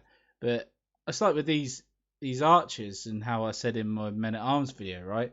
They're different. They're like similar sculpts. Don't get me wrong. So they're the same sprue, but I'm mixing around the arms to the bodies, and I'm also, like I said, I've got a lightly coloured blue guy here. Okay, you might be able to see him all right. Yeah, lightly blue. But then on the opposite of it, I've got a guy that is, well, you can't even see how dark blue he is because he is very dark blue, like there. So dark blue and a brighter yellow. So I'm mixing up the colours, and this is not something I've ever done before. Giving them different. It feels weird, in all honesty, but I like to say it's more realistic. Oh yeah, it is. Yeah, absolutely, yeah. It is they more realistic. Got their uniforms, and like I said before, the things have been repaired. They would have, dye would come from different areas. There wouldn't just be one uniform look. I mean, from a distance, obviously it all looks a bit different. Yeah, up close, you've got people who've been on campaign longer, who are veterans of many battles and that, and then you've got some recruit who's just been like, drummed in there. There's all sorts. Here's some kit. Go on and have a go. Yeah, don't ask what happened to the guy who wore it last. Yeah. And was there a couple of holes in it? Where's no, it's yeah. No, it's definitely a different experience. I'm not going to lie. It's definitely cool. definitely turning to be something exciting. I'm excited about medievals, so it's your fault, Martin. Cheers. Yeah, well, it's all right. I've got Peter Little's trying to get. He's going to go on Martin. Basically, be about the Brunswick because he's going to indulge. No, I'm going to not. You watch this next week. Now I'm going to say, hey, look, I'm going to paint some Brunswickers. There's been a good question in the chat here. I don't know. I'm honest. Is what's your worst injury or anything you've ever had while painting or that's been like caused by modelling or gaming? Have you even had one? Oh God. Yeah, severe cramp. Many. Steve's gone very out of focus. I have got. Oh, there he is. I'm back now. I have got a 2 to 3 inch scar on my finger there. Right. Christmas Day 1996. I had an accident with a very sharp craft knife and spent 2 hours on Christmas Day in A&E. Oh, lovely. Nice. It give you a memory, mate.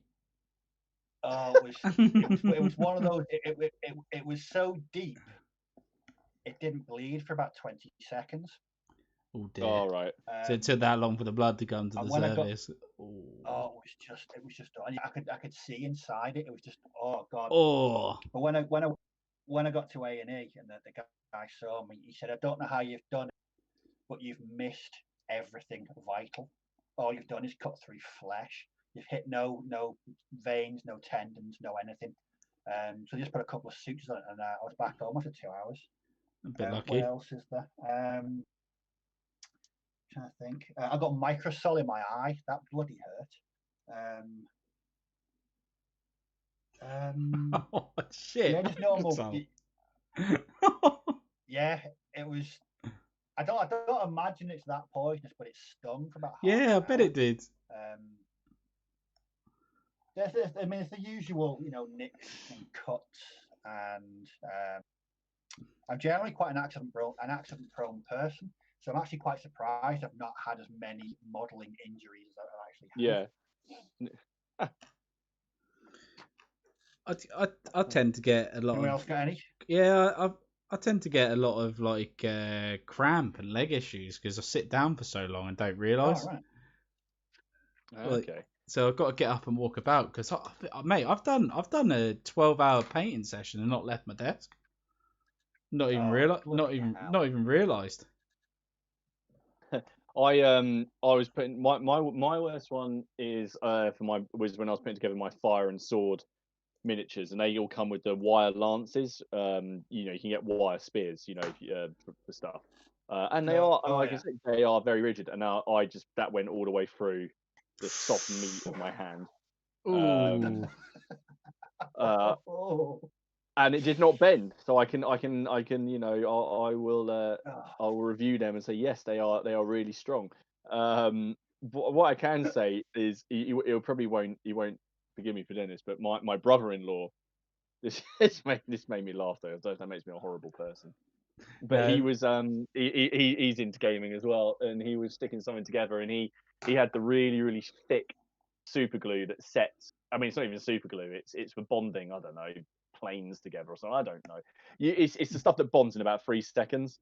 Yeah. And he just knocked the bottle over on a table, and that was absolutely fine. Fine. He's knocked it over. So he got a cloth and he just did this, and he wiped across the top like this, and then he just did the thing that came naturally, which was he turned it over and then went like that. And he got it was a tea towel. He had a tea towel stuck to his hand, and he sort of looked at it, and then it started to burn. So he had to pull it off, and he had like a furry, like a furry hand in it to run it under. And it was like it was cocoon. See, I'm laughing now. He's going to watch this probably and swear at me a bit. You've literally just twigged what my worst injury was.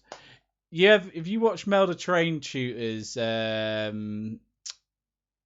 videos when he does his foam hills out of foam in a can. Oh yeah. Yeah, that foam is very, very sticky and doesn't come off your hands. I thought you were about to say you got it mixed up with like liquid cheese or something. No, mate. No. So I laid out on the floor loads of stuff, to let this stuff cure, because obviously you can't let this touch anything because it will not come off. It will not come off whatever you stick it to, yeah? So I sprayed it down. And he said leave it about half an hour. So I did, yeah? What I didn't take into account is all the stuff inside the actual, like, the outside layer isn't going to be set in that half an hour.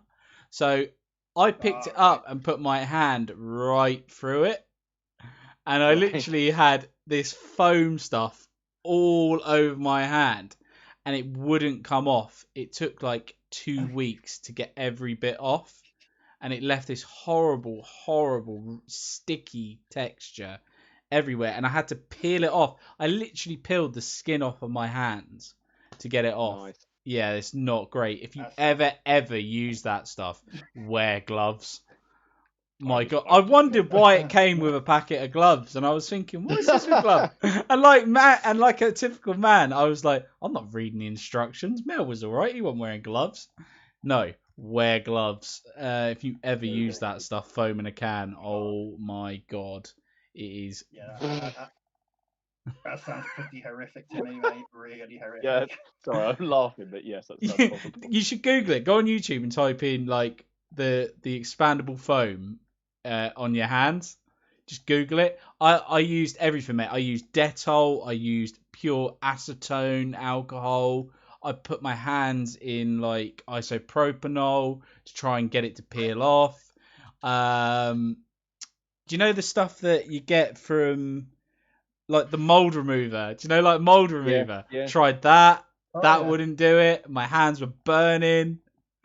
God, how did I forget about that? I must have stuck that to the back of my mind just so I didn't remember. You've just reminded me of something. So so this isn't model related, but it's still so I did I was doing a job in a parsnip field, and the farmer told us, help yourselves, basically.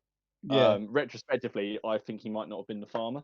But so we were doing this job, and I picked up these parsnips. And they've got they've got long stems. So I was picking them up, and they brushed all the way up my arm, and fine.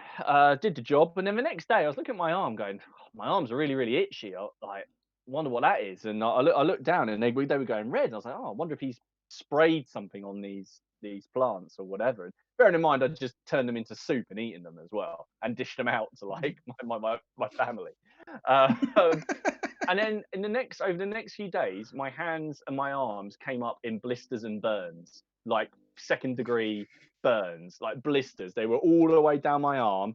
And I found out subsequently that there's this thing called it's like photosensitive ultra. Basically, there's an oil in certain leaves. Yes. And plants. Yeah. And you get it. It goes gets rid of skin. all your natural UV resistance.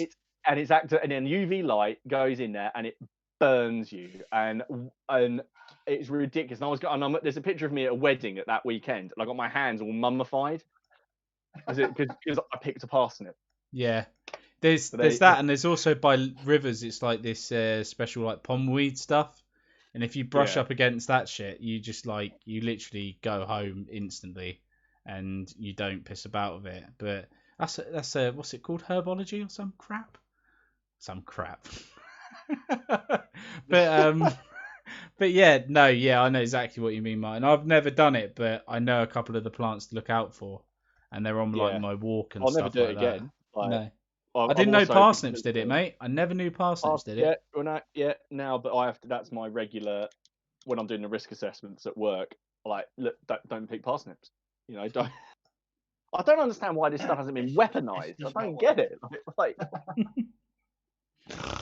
Probably find it is in something. It's like napalm or something. Yeah. Oh dear. A couple of years back, I got Scotch bonnet chili in my eye. Oh no. I thought that was going to be a hospital job because my eye just went, I'm going to close now, and it wouldn't open for 25 minutes. Oh my God. Every time I tried to open it, it was like, no, I'm not opening. You idiot, you've killed me. And eventually, I had to get a kitchen roll, put it in cold water, and press it into my eye. After about 40 minutes, it kind of reopened, but it looked like someone had just painted my eyeball red. The whole thing was just like, it was just, not good. Not Don't good. don't Oh, mess injuries. around Yeah. with Scott spawning My chili. my best injury, I was off work for like 4 or 5 weeks because of this. Basically, when I was a technician working like in the houses for Virgin, so when I first started, I was an apprentice, and you go around, you get all the tacks in the walls, yeah, with all the Yeah. cable Oh, to yeah. attach it to the walls, right? So I'm going around tacking away. I've done this a million times before, and I hit one of the nails just at the right angle where, do you know on a nail you've got the head where you hit the hammer? That pinged off, Oh, yeah. hit the brickwork, and went straight in my eye. Oh, Straight on Wow. my actual eye, my iris, right? Like literally just to the left of it, yeah. And it pinged in and pinged out, luckily, but it went down about 3 layers. And if it Oh. didn't go, I literally, my eye, I'll try to find a picture, but it swelled up so much, and I had to go up the A&E, and I'm driving like this, like Popeye. On the road, and I get there, and they're like, "Yeah, you're not going to be able to see out of that for a while because it obviously they put anesthetic in it, right?" So I was like, "Oh, this feels great. I can't feel no pain. This is awesome." And then it wears off about after 2 hours because they just went, "Yeah, it's going to be a bit painful." And I'm like, "I've never experienced pain like that. Like it's just irritating pain. That took weeks to like stop hurting." And still to this day, I swear to God, I've still got some metal in my eye. Right, the worst pain I can honestly say I've ever experienced was 10 years ago. I fell over and broke both my arms. Ow! What, at the same time? Oh, yeah, fractured elbows. Oh no. Oh, 2 months off work. Oh dear. Jeez Louise. Yeah. Yeah. No, the tack in the eye was not a good. No, not your not my proudest proudest. moment, mate. No. No, I've. Oh my God, no. Yeah, yeah. Did you know the worst thing about the tack in the eye was, right? Um, before health and safety never said it was a policy to wear goggles while tacking. It was after I'd done it, so I had to stand up in front of all the other apprentices and explain what I had done and what. And they asked me, why weren't you wearing your goggles? I said, because it doesn't say I have to wear goggles, and it did after that. Yeah, that's yeah. The worst thing was the lady whose house it was said, "Oh, you're not going to finish doing the install." I was like, I can't see on Popeye. Yeah, no, God, I remember that. Jeez Louise. Sorry if you're watching this video. You did get your install finished by someone that could actually see. So what have we all finished tonight? I've done 1, 2, 3, 4, 5, 6, 7, 8. No, hang on. 1, 2, 3, 4, 5, 6, 7, 8, 9, 10, 11 men at arms to nearly done, and then I've just got flesh to do, really. So just got quite a lot all on corks. So yeah, quite a lot. I'll have those done this week. So that'll be another unit. Very nice. Very nice. I've literally just got a flesh wash these 5 archers, and that's them done. So they are literally done. So I've finished those. I'm happy with that, and I can get them on a nice base. I've painted my sniper team up to wash, so highlights tomorrow, which will take about 15 minutes, and then I can start on the base. Your most favourite part, mate. Yeah. They're going to be based on this War Machine base. Oh, okay.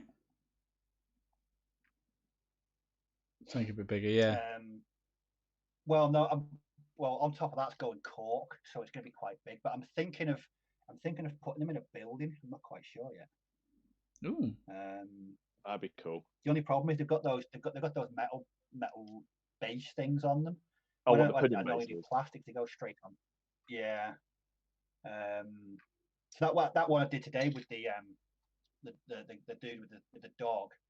I hid that with filler. I just went over and watered down wall filler and just blended it into the cork. So I might do the same with these guys. I'm not quite sure yet. Why don't you cut out a bit of the cork? Yeah, looking forward to that. Yeah, I was thinking of doing that, mate, and sinking it a bit. Or press it really hard. They're going to be. Yeah, might do that. That's a thing. Yeah, like stamp yeah. it in.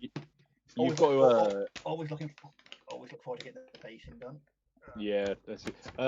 Ken, are you going to open your envelope, mate? Yeah, I am. Is there anything you don't want it to be? Dwarfs. I've paid enough dwarfs recently, just not this week. Just not dwarfs this week. You need to drum roll. I'd do it for all my models before. Oh, there's two. They're metal. So, and I have. Oh, Lord of the Rings. So I've got Wormtongue and Sharky, but that is Saruman basically after his downfall. So it's Saruman and Wormtongue for Lord of the Rings, and they. Oh yeah, I'm actually quite happy with that because there's a lot of cape to do there. So that's a bit of practice with my airbrush. Cool. So yeah, they should be getting done next. So bag number 2 down. That's something a bit different. I wasn't expecting that. Yeah. I tell you what I do want to get out actually is some Riders of Rohan. That's what I want. Yeah. All the Fell Beast, because that's sat behind me. I can see that. Fell Beast. I had great fun painting. I painted that in about 2 hours. I did a tutorial on it. You should go and have a look. Go and watch it. You're all turning into me, aren't you? Yeah. Well, yeah. Go look at it. It was all contrast paints, and only took me like 2 hours to do the whole thing. Yeah. So because because I was umming and ahhing about whether to airbrush it or not, and then decided not. I'm going to airbrush it. It's going to be airbrushed. And just see what. Yeah. Oh, Steve, is he breaking up or is it me? No. It's just that I was. No? I've got to keep moving, otherwise you think. No. It was Martin. Martin went. I went. Oh, right. Oh, okay. Yeah. On my screen he went. Well, I think up next, once I've got this sniper team done, I've got a choice between that officer and a command section that I made at the weekend, or another forward observation team. To keep me busy. While I was digging through those miniatures as well, I found that the British sniper team that Warlord released, the guys in ghillie suits. Yeah, I've got them. Yeah, I've got them. They're so good value. I forgot I owned them. I found them in bits box when I was looking for those.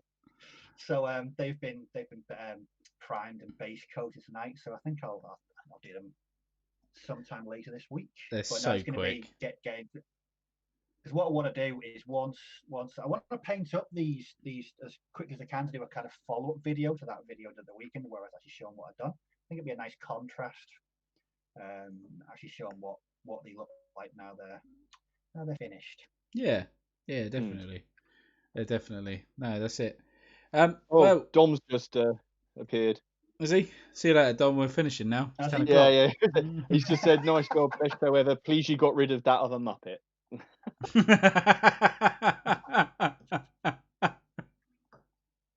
Oh dear. Yeah, I know he's not welcome back next week.